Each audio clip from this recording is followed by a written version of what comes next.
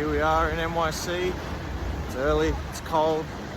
Heading to the Injuries in Baseball conference to find out what the biggest things are so we can better help you guys for next season.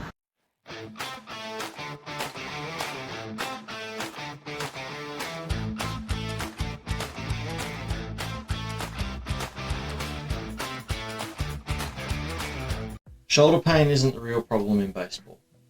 It's a warning, because here's what's usually happening. Pitcher loses a little velocity, arm feels a bit heavy, the MRI looks mostly fine, so they take some rest, they manage load, they hope.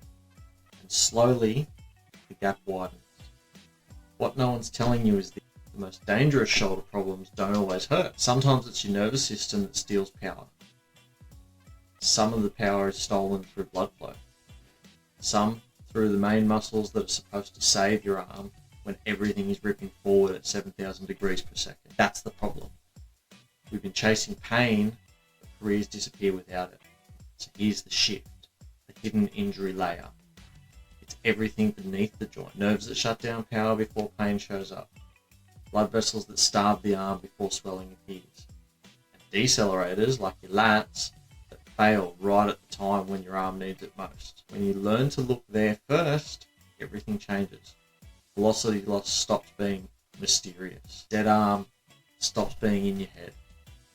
And return timelines stop being guesses. Now picture the outcome. The athlete doesn't spiral anymore. The rehab plan makes sense. Coaches know what they're watching. Parents know what questions to ask. And the career stays intact instead of quietly slipping away. If you only look at where it hurts, you'll always be late. But if you learn to see what's failing before pain shows up, you don't just save shoulders, you save seasons. You save confidence. You save futures. Morning 2 here in New York. Temperatures are low, but the energy's high. Yesterday was all about shoulders. Learned some great things. Excited to say I taught them a few things as well. On the performance side, pumped to know that Eric Cressy, head of performance for the Yankees, is thinking very similar to us in terms of how we develop rotational power to hit bigger, throw harder, run faster. So we'll keep on track with that. Day 2 now, elbow stuff, Tommy John, etc. Let's see what's going on. There's a silent injury pattern breaking baseball players. That's not a headline, that's reality for thousands of athletes right now. It usually starts the same way. Tight hamstring, sore elbow, weird knee tweak that won't fully settle. No big moment, no traumatic play, just constant frustration. The athlete still trains, still competes, still pushes, and everyone around them keeps asking the same question. Why does this keep happening? Here's the uncomfortable answer. Most injuries don't come from weakness. They don't come from laziness. They come from force having nowhere safe to go. When one joint stops doing its job, another joint pays the price. The body never shuts force off. It only reroutes it. And that leads to a new way of seeing injury altogether. It's a bit of a forced bottleneck. It's the exact moment where rotation, speed, or load hit a dead end inside the body. The hip that won't rotate, the spine that won't absorb, the ankle that won't give, so the force keeps traveling until it finds a tissue that can't survive it. That's where the ACL tears. That's where the UCL fails. That's where the hamstring finally snaps. Not from overuse, from misdirected energy. Once you see the body this way, everything changes.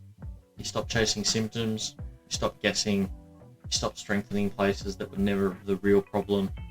You restore flow first, then you build power on top of it.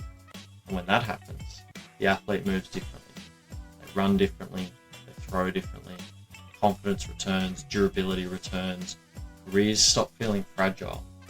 This is the shift happening right now at the highest levels of sport.